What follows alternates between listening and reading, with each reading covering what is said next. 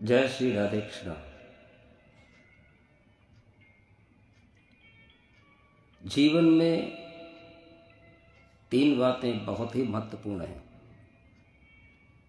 वैसे तो बहुत सारी बातें महत्वपूर्ण हैं, क्योंकि जीवन ही महत्वपूर्ण है।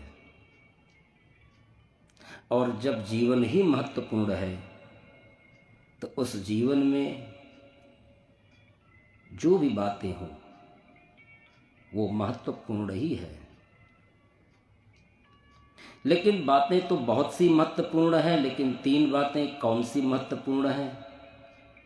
आइए हम सभी आज इस पर विचार करते हैं। और विचार ही नहीं, कार्य भी करते हैं। क्योंकि कोई भी कार्य करना चाहिए तो विचार कर ही करना चाहिए।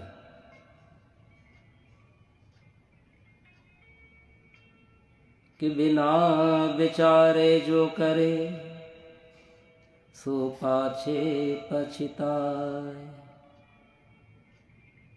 बिना विचार करके कोई भी कार्य किया जाएगा तो फिर पीछे उसे पछताना ही पड़ेगा। तो क्यों पछताएं, आए कुछ विचार कर लें। जीवन की हर बातें महत्वपूर्ण ही हैं, लेकिन तीन बातें कौन सी? सबसे पहला जीवन है, तो उसके बाद मृत्यु है। यही सबसे बड़ा महत्वपूर्ण है, जीवन और मृत्यु। और फिर उस जीवन और मृत्यु के बीच में झूलता हुआ आदमी,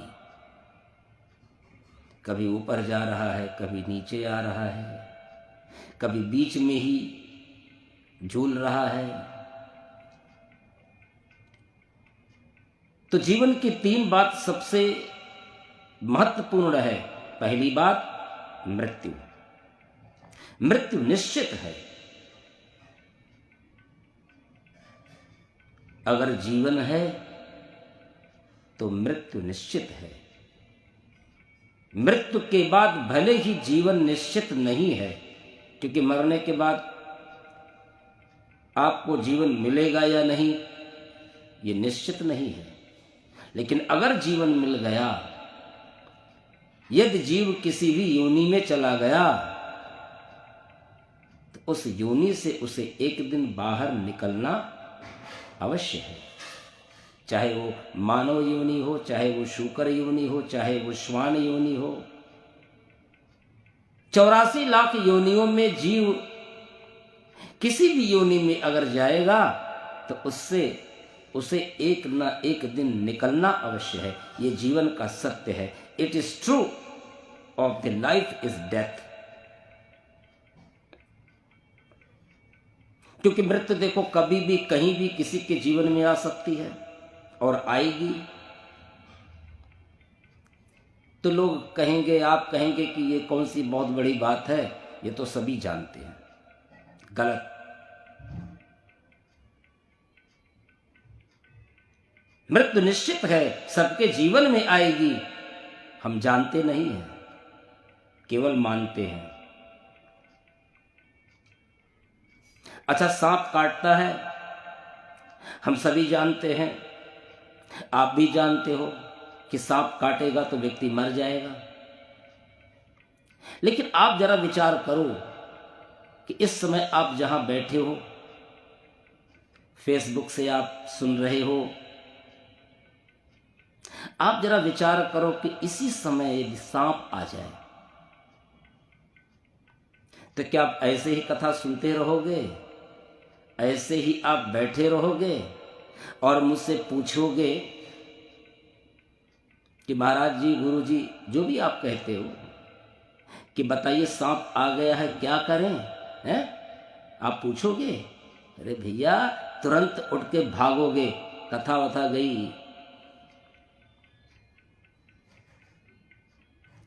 सबसे पहले भाग खड़े होगे सांप को देखते ही। वहां पूछोगे नहीं, देखा कि तुरंत भागे। इसी तरह से हम मृत्यु को जानते नहीं हैं, केवल मानते हैं। एक दिन मरना है।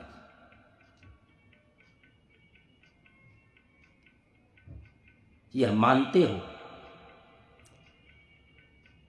किंतु यह भी सोचते हो कि क्या अभी थोड़ी ही मरना है। अरे मरना तो एक दिन सबको है, लेकिन क्या अभी थोड़ी मरना है। लेकिन क्या पता तुम्हें कब मरना है। कभी भी किसी के जीवन में मृत्यु आ सकती है। हम सभी जानते हैं कि हमें मरना है, लेकिन जानते नहीं, मानते हैं कि हमें मरना है। लेकिन ये मानते हुए कि हमें मरना है, लेकिन अभी हमें ये करना है, अभी हमें वो करना है, अभी हमें वो करना है। अभी तो हमें प्रॉपर्टी का काम करना है, मकान का काम करना है, दुकान का काम करना है, बेटा बेटी की शादी करना है। मानते तो है कि मृत्यु आएगी, लेकिन जानते नहीं है।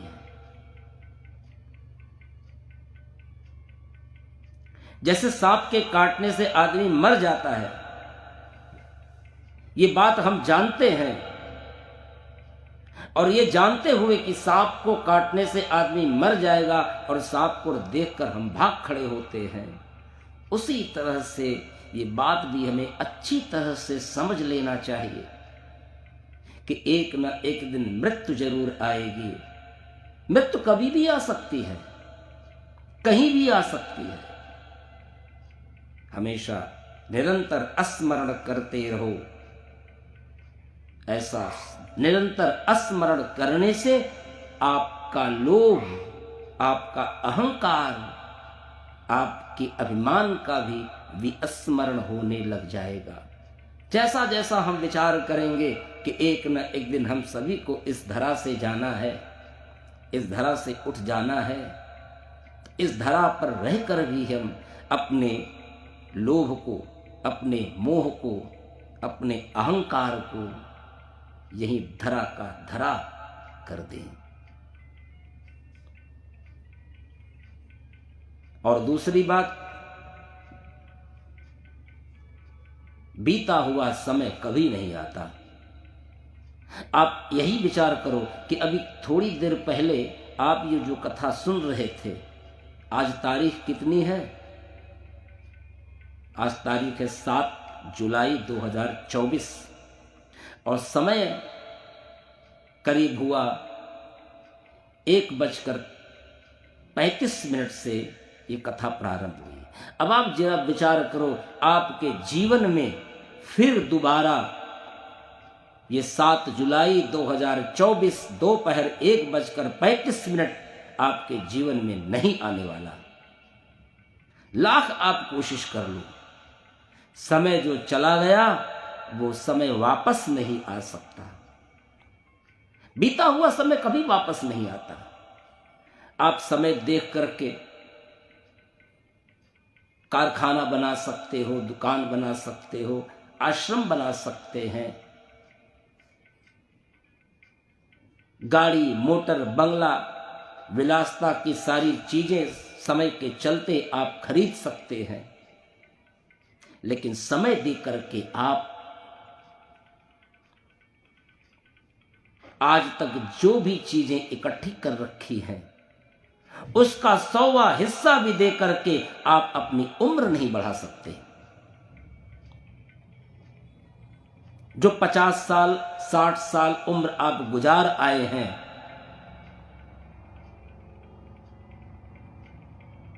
ये उम्र अपनी आप बढ़ा नहीं सकते। आप सोचते हैं कि हम आज 61 साल के हो गए, 62 साल के हो रहे, उम्र बढ़ रही है। गलत। उम्र बढ़ती नहीं है, उम्र दिनों दिन घटती जा रही है। जिस दिन आप पैदा हुए उसी दिन से आपकी उम्र घटने लगी। आपका जो इतना बहुमूल्य समय है, इस बहुमूल्य समय को आप यूं व्यर्थ में ना गंवाओ कि 2 घड़ी आधी घड़ी, आधी घड़ी पुनियाद, अतुलसी संगत साधिए, कटै कोटि अपराध। जितना समय मिले उस समय में 2 घड़ी, आधी घड़ी से भी आधी समय को हम संतों के समक्ष लगाएं, संतों का संग करें, सत्संग का संग करें, अच्छे विचारों का संग करें। बुरे विचारों से जितना हो सके हम अपने आप को बचें। कितना भी समय हमारे पास हो, बुरे व्यक्तियों का संग करना बहुत ही घातक और खतरनाक होता है।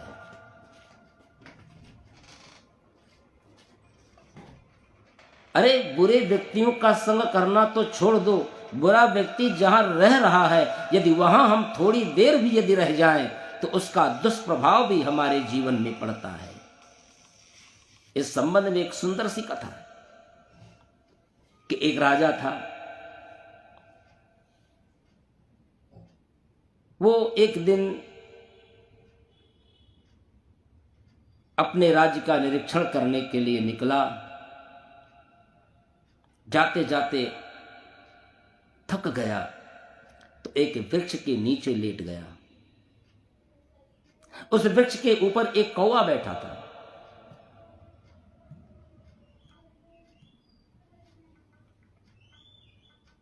कौवे ने बीट कर दी और बीट राजा के वस्त्र पर पड़ी। तब तक राजा सो रहा था और कौवे ने बीट की और कौवा उड़ गया। उस कौवे की जगह पर आकर एक हंस बैठ गया। तब तक राजा की नींद खुली और जब राजा ने आंखें खोली तो देखा उनके वस्त्रों पर बीट। अब ये तो पता नहीं कि बीट किसकी है, कौवे की है या हंस की है। अब बेचारा हंस कौवे की जगह पर बैठा। राजा की दृष्टि जब वृक्ष के ऊपर पड़ी तो देखा हंस बैठा। अच्छा, राजा कुछ क्रोधी स्वभाव का था। क्रोध में आकर उसने राजा ने तीर मारी और हंस मर गया। हंस ने विचार किया कि हमको क्यों मारा, मैं तो इतना सात्विक हूं, सीधा सरल हूं, मुझको क्यों मारा।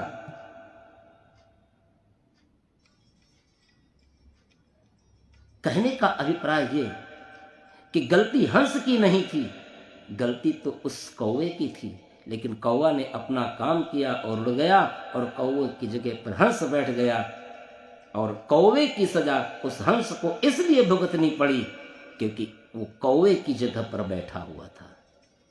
तो जहां पर भी हम बैठे उसका विचार करें। झाड़ के आसन विचार के भोजन, ये बुजुर्ग भी कह गए हैं।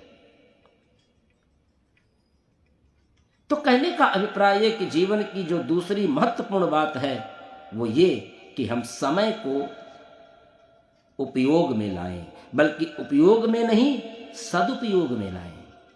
क्योंकि उपयोग का अर्थ अच्छा भी होता है, बुरा भी होता है। हम उपयोग अगर अच्छे कार्यों में करेंगे तो उसको सदुपयोग कहा जाएगा और उपयोग यदि हम बुरे कार्यों में करेंगे तो उसको दुरुपयोग कहेंगे। तो बल्कि उसका सदुपयोग का मतलब समय का उपयोग अच्छे कार्यों में। किसी के आंसू पोंछ दो, किसी का दुख दूर कर दो, किसी की पीड़ा दूर कर दो, किसी का कष्ट दूर कर दो। जो आपकी सामर्थ्यता है अपनी सामर्थ्यता के अनुसार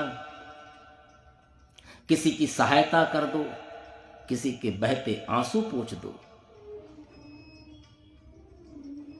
ईश्वरीय प्रार्थना में लगाएं कि हे प्रभु, मुझे आप आज कोई ऐसा सत्कार्य करने के लिए तैयार कर दो, कोई ऐसा पात्र दे दो। प्रतिदिन सुबह घर से बाहर निकलते वक्त परमात्मा से यही प्रार्थना करो, ये नहीं कि आज का दिन मेरा अच्छा निकले, आज धन की प्राप्ति हो, आज मेरा रुका कार्य हो जाए। ये सब फालतू की बातें नहीं। प्रारब्ध में यदि तुम्हारे है तो तुम्हारा रुका कार्य पूरा हो जाएगा, धन की प्राप्ति हो जाएगी, जीवन के दुख मिट जाएंगे, ये सब प्रारब्ध के अनुसार मिलता है। ये सब पूजा पाठ से नहीं मिलता कि आप विचार करो कि हम पूजा पाठ कर लेंगे, हम शिव की पूजा कर लेंगे तो हमारा मकान बन जाएगा, बेटी की शादी हो जाएगी, उच्च पद प्राप्त कर लेंगे। जी नहीं, इनका पूजा पाठ से, तपस्या से कोई संबंध नहीं, कोई लेना देना नहीं। जो कुछ भी हमें प्राप्त होगा हमारे प्रारब्ध के अनुसार मुझे प्राप्त होगा। तो पूजा से हमें लाभ यही मिलता है कि हे प्रभु, आज मुझे कोई ऐसा पात्र दे दो जिसकी हम सहायता कर पाए, किसी के आंसू पोंछ पाए, किसी के आंसू यदि हम पूछ लेंगे, किसी की सहायता यदि हम कर लेंगे तो हमारी पूजा का साफल्य हो जाएगा।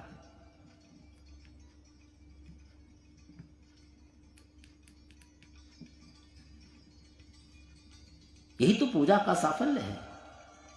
जैसा संग वैसा रंग। बड़ा से बड़ा व्यक्ति कोई भी क्यों ना हो, बड़ा व्यक्ति भी छोटी मानसिकता वालों के बीच यदि बैठेगा तो चमचों की खुशामद से उसका अहंकार उभरने लगेगा। अहंकार का जन्म प्रशंसा से होता है, ध्यान देना। यदि आप अपनी प्रशंसा स्तुति सुनने में आप आनंदित होते हो तो प्रशंसा स्तुति श्रवण करने से व्यक्ति का अहंकार बढ़ता है और निंदा स्तुति सुनने से व्यक्ति का अहंकार गलता है। इसलिए निंदा स्तुति सुनने में विश्वास रखो, प्रशंसा स्तुति में नहीं। अगर प्रशंसा आपकी हो भी, क्योंकि यदि आप कोई अच्छा कार्य कर रहे हो तो आपकी प्रशंसा होगी, निश्चित होगी, ये तय है। लेकिन प्रशंसा यदि आपकी हो तो बस एक ही मंत्र याद रखो, नेत्र बंद करके भगवान को याद करो और दीन बंधु दीनानाथ, मेरी डोर तेरे हाथ। बस प्रभु आप मुझे बचाओ।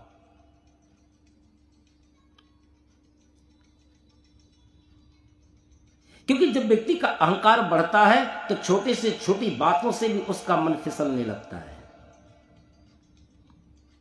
इसलिए बड़े व्यक्ति को चाहिए कि उससे भी जो बड़ा हो, ज्ञान में, भक्ति में, ईश्वरीय दुनिया में, इस संसार में, संतों का संग करें।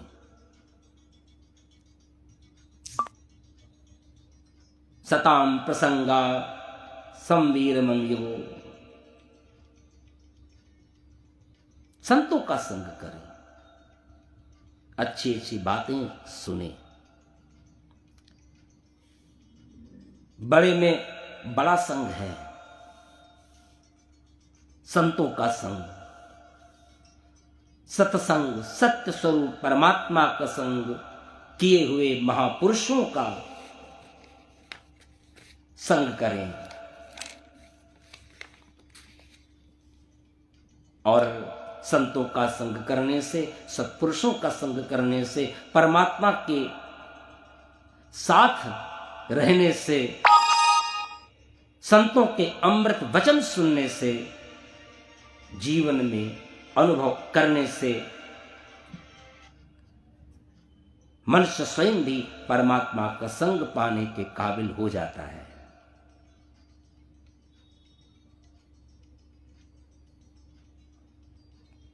ऐसे संतों का हम सत्संग प्राप्त करें, शास्त्रों का अध्ययन करें।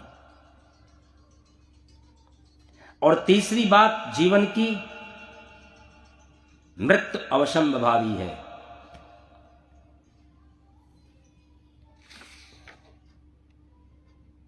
पहली बात हम लोगों ने श्रवण किया कि मृत्यु जरूर आएगी। दूसरी बात, बीता समय कभी वापस नहीं आता। और तीसरी बात, जैसा संग हम करेंगे वैसा ही हमको फल प्राप्त होगा। बीता हुआ समय कभी वापस नहीं आ सकता।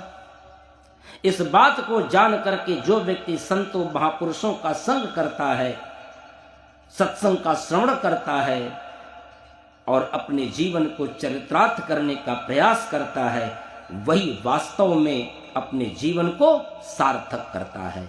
जय श्री राधे कृष्ण।